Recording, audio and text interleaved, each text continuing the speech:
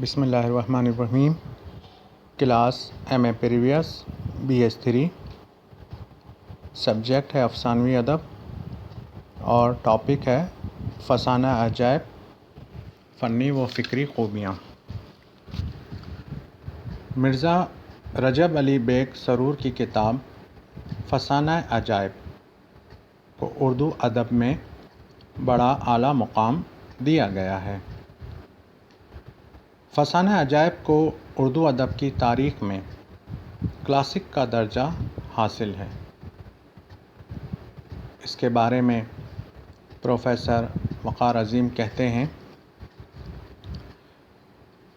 جس طرح باغ و بہار کو دلی کی معاشرت اور مزاج کا آئینہ دار سمجھ کر اسے بار بار پڑھا جائے گا، اسی طرح فسانہ عجائب کا مطالعہ لوگ اس لیے کرتے رہیں گے کہ وہ لکھنؤ کی معاشرت کی جیتی جاگتی تصویروں کا مرقع ہے۔ رجب علی بیگ نے فسانہ عجائب 1824 میں لکھی تھی۔ باغ و بہار اور فسانہ عجائب کی تصنیفات کے درمیان تقریباً 22 یا 23 سال کا زمانہ حائل ہے۔ اس سے اندازہ ہوتا ہے کہ دبستان دلی کی زبان و ثقافت اس دور میں بھی دبستان لکھنؤ سے الگ تھی۔ میر امن کی سادہ نگاری جو ہمیں باغ و بہار میں جگہ جگہ نظر آتی ہے، اس کے اثرات بر صغیر میں بہت زیادہ عام نہیں ہوئے تھے۔ عوام کی روش وہی پرانی اردو جو فارسی آمیز اور پر تکلف تھی رائج تھی۔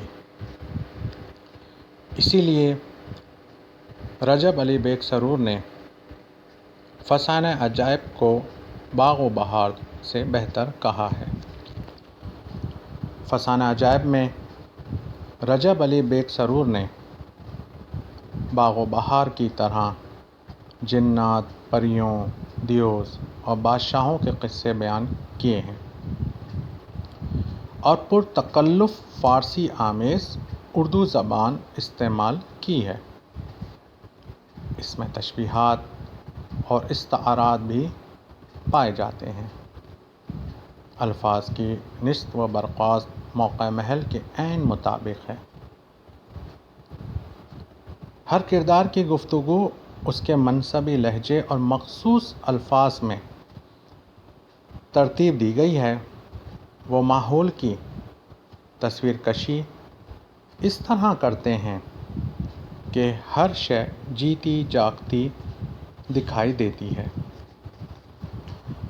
فسانہ عجائب میں ایک طلسماتی فضا چھائی ہوئی محسوس ہوتی ہے۔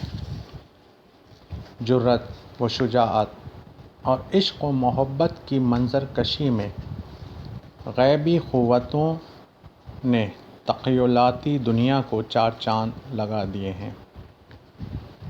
اپنے بارے میں وہ لکھتے ہیں کہ میں لکھنؤ کا رہنے والا ہوں۔ لکھنؤ کی تعریف کرتے ہیں کہ یہ ایک اچھا شہر ہے اور یہاں کے باشندے بھی اچھے ہیں۔ کھانے پینے کی یاست آتی ہے۔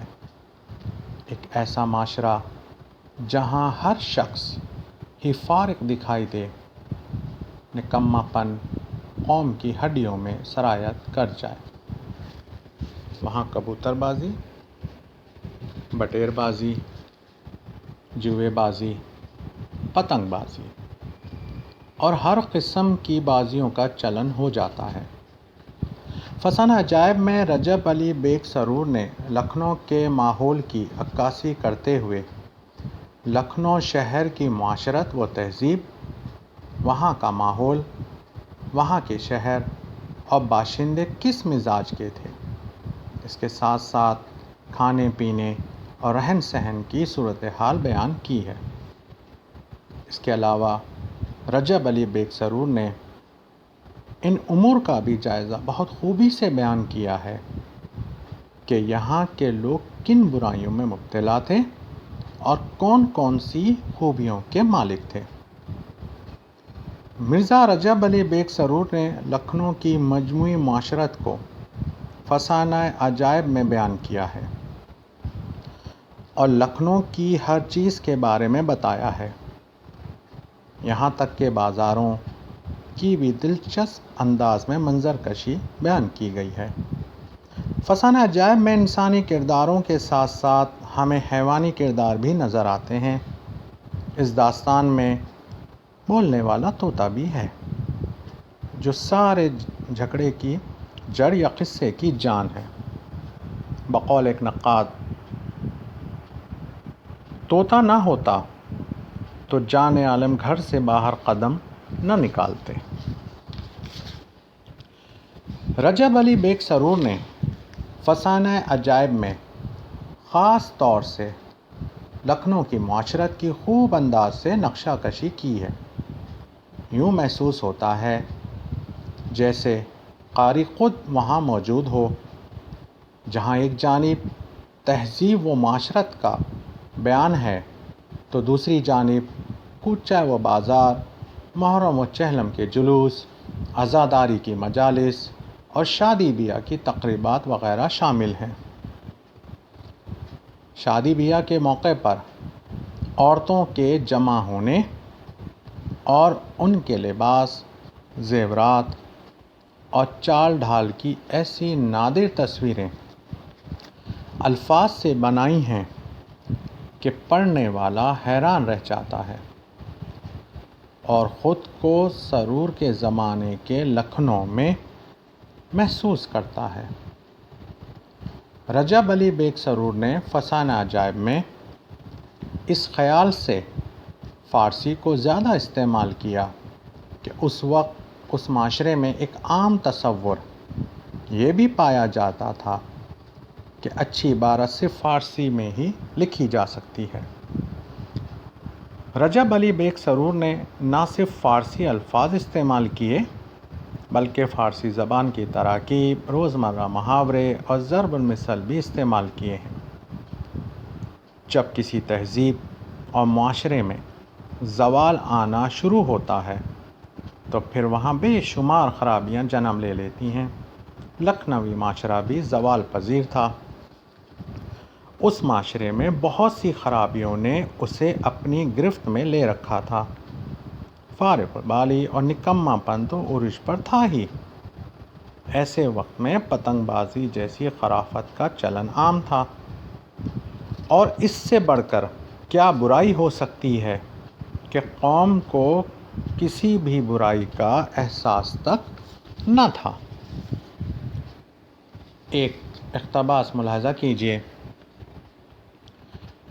پتنگ ایسا لڑا کہ نزدیک وہ دور مشہور ہے، 70-75 تا ڈور کا پتنگ، خیراتی یا چنگا کے بعد کی لڑائی کی گاد کا رستم کی عافیت، تنگ کرنے والا مقنی ہاتھ پاؤں میں مولوی عمدہ سے ایسا لڑایا، آمدن اتنا بڑھایا، کروبیوں سے عبادت چھوٹی، دوڑ دوڑ کر ڈور لوٹی، آنکھ بچا کر پیٹا توڑا، فرشتے خاں کا پتنگ نہ چھوڑا۔ کوئی بھی داستان مافوق الفطرت عناصر کے ذکر اور ان کے عمل سے خالی نہیں ہوتی، بلکہ وہ داستان کا لازمی جز ہوتے ہیں۔ فسانہ عجائب میں بھی مافوق الفطرت کردار اور مناظر عام ہیں۔ جادو اور اس کے لوازمات بھی موجود ہیں، البتہ یہاں عقائد اور رسومات مکمل طور پر لکھنوی ہیں۔ زوال پذیر معاشرے میں شاعری عام طور پر عروج پر ہوتی ہے اور ہر شخص شعر کہنے کی کوشش کرتا ہے۔ یوں اکثر اخلاق سوز مضامین کثرت سے سامنے آتے ہیں اور اچھی شاعری خال خال نظر آتی ہے، لیکن اس میں بھی معاونیت سے زیادہ ظاہری حسن پر توجہ مرکوز رہتی ہے۔ لکھنوی معاشرے میں بھی ظاہری حسن اور لفظی شعبدہ گری عام تھی۔ رجب علی بیگ سرور بھی شاعری میں ذوق رکھتے تھے۔ فسانہ عجائب میں رجب علی بیگ سرور نے جہاں ایک جانب قاری کے لیے دل لگی کے اسباب مہیا کیے ہیں، وہیں دوسری طرف غیر محسوس طریقے سے نصیحتیں اور اس بات کی نشاندہی کی گئی ہے کہ اگر ہمت سے کام لیا جائے تو کامیابی ضرور حاصل ہوتی ہے۔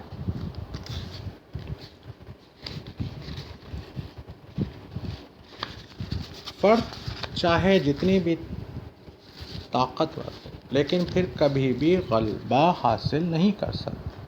انسان کو ہمت و حوصلے سے کام لینا چاہیے، اور اگر دعاؤں کو بھی شامل سفر کر لیا جائے تو انسان کو بہت سے فیض حاصل ہوتے ہیں۔ فسانہ عجائب بلا شبہ رجب علی سرور کا سب سے بڑا کارنامہ ہے، اور اسی سے ان کا نام زندہ اور انشا پردازی میں ایک انفرادی مقام ہے۔ آپ کی تحریر میں موضوع اور ناموضوع دونوں انداز موجود ہیں۔ آپ سردی کی شدت کا بیان اس سے کرتے ہیں: آتش رخسار گل شبنم نے بجھائی تھی، باغ میں بھی جاڑے کی دہائی تھی، اور اس برق و بار کی صنعت پروردگار دکھاتی تھی۔ مرصع کاری یکلق نظر آئی تھی، دانہ ہائے اشک شبنم خواں بڑے ریزے تھے، ہر شجر کے پتے اور شاخ میں الماس و موتیوں کے آویزے تھے۔ اسی طرح جب بیٹے کی پیدائش پر نجومی پنڈت بلائے جاتے ہیں تو سرور پنڈتوں کی مخصوص زبان و اصطلاحات کو انہی کے انداز میں بیان کرتے ہیں۔ نجومی پنڈت جعفر داں حاضر ہوئے، بہت سوچ بچار کر برہمنوں نے عرض کی: مہاراج کا بول بالا جاہ و حشم مرتبہ دو بالا رہے۔ ہماری پوتھی کہتی ہے بھگوان کی دیا سے شہزادے کا چادرمان بلی ہے، چھٹا سورج ہے جو گرا ہے وہ بھلی ہے، دیکھ دیکھ کا مالک رہے، دھرم مورت یہ بالک رہے۔ سرور کو لکھنؤ کی سرزمین سے بہت محبت تھی، اسی وجہ سے وہ اس حد تک وطن پرست ہو گئے تھے کہ لکھنؤ کے مقابلے میں کوئی دوسری تہذیب آپ کو اچھی نہیں لگتی تھی۔ یہی وجہ ہے کہ لکھنوی زندگی کے ایک ایک پہلو کو اپنے سامنے رکھا اور اسے اپنی داستان میں جگہ دی۔ بقول ضمیر حسین جعفری کے، فسانہ عجائب کا پہلا حصہ وہ ہے جس میں سرور نے وطن اور وہاں کی زندگی کے ایک ایک نقش کو ہو بہو صفحہ کرتاس پر بکھیرنے کی پہلی اور کامیاب کوشش کی ہے۔ سرور نے لکھنوی معاشرت کا ایک ایسا عمدہ اور دلکش خاکہ کھینچا ہے کہ اسے پڑھ کر ہمیں لکھنؤ سے نادیدہ عشق ہو جاتا ہے۔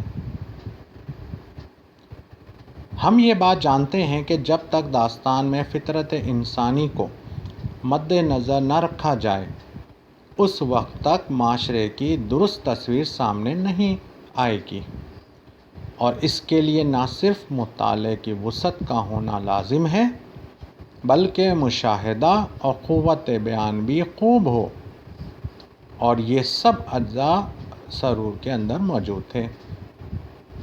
فسانہ عجائب کے پہلے حصے میں موجود لکھنوی تہذیب و معاشرت کی عکاسی جس طرح خوبصورتی سے بیان کی گئی ہے، اس بارے میں تبصرہ کرتے ہوئے پروفیسر وقار عظیم کہتے ہیں: کتاب کے یہ 17 صفحے جہاں مصنف کے مشاہدے کی وسعت اور وقت نظر کے شاہد ہیں، وہاں لکھنؤ کی زندگی کے گوناگوں پہلوؤں کی بڑی صحیح اور دلکش عکاسی بھی کرتے ہیں۔ ان صفحوں میں مواد کی حقیقت، صداقت اور بیان کے مبالغہ اور شعریت کا ایسا امتزاج ہے جو اردو کے پورے داستانی ادب میں کہیں نہیں ملتا۔ رجب علی بیگ سرور نے لکھنوی زندگی کا کوئی پہلو ایسا نہیں چھوڑا جسے اپنے بیان میں جگہ نہ دی ہو۔ سرور نے لکھنؤ میں ان روایت اور رسومات کا بھی ذکر خوبصورت انداز میں کیا ہے جنہیں ایک طرح سے مذہبی حیثیت حاصل تھی۔ اسی طرح جذبات نگاری اور منظر نگاری خوب بیان کی ہے۔ جس طرح لکھنوی معاشرہ اوہام پرستی اور تہمات کا شکار تھا اور اس نے پورے سماج کو بری طرح جکڑ کر رکھ دیا تھا، اس نے لکھنؤ والوں سے ہمت اور شجاعت کے جوہر چھین لیے تھے، انہیں بے عمل اور عیاش بنا دیا تھا۔ یہ شگونی ذہنیت لکھنؤ کی زندگی پر بہت اثر انداز ہوئی۔ ایک اقتباس ہے: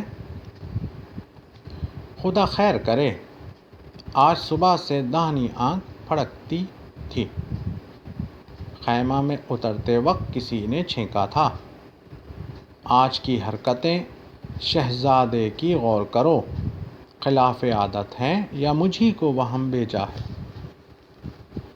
اس معاشرے میں یہ بات عام تھی کہ بچے کی ولادت ہو یا کسی کی شادی، اس کے زائچہ بنوانے اور مبارک سات کے تعین کے لیے وہ لوگ کسی نجومی یا پنڈت وغیرہ کے پاس جا کر اس کی رائے معلوم کرنا ضروری سمجھتے تھے۔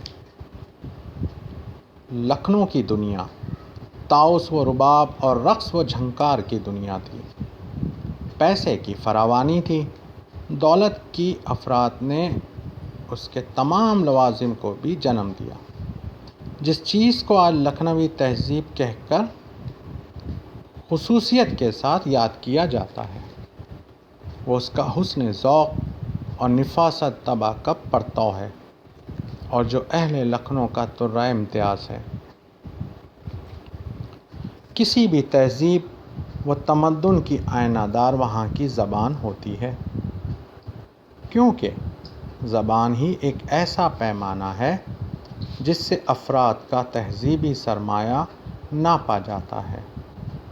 ایک عرصے تک اہل لکھنؤ دلی کی پیروی کرتے رہے، لیکن اودھ کی خود مختاری کے بعد انہوں نے خود کو دلی کی ذہنی قیادت سے بھی آزاد کرنا چاہا۔ آداب، اخلاق، وضع، لباس اور بول چال کے طریقوں میں ترمیم کی گئی۔ زبان میں دلی والوں کی سادگی، معصومیت اور سلیس بیانی کی جگہ پرتکلف و تصنع و پیچیدگی نے رواج پایا۔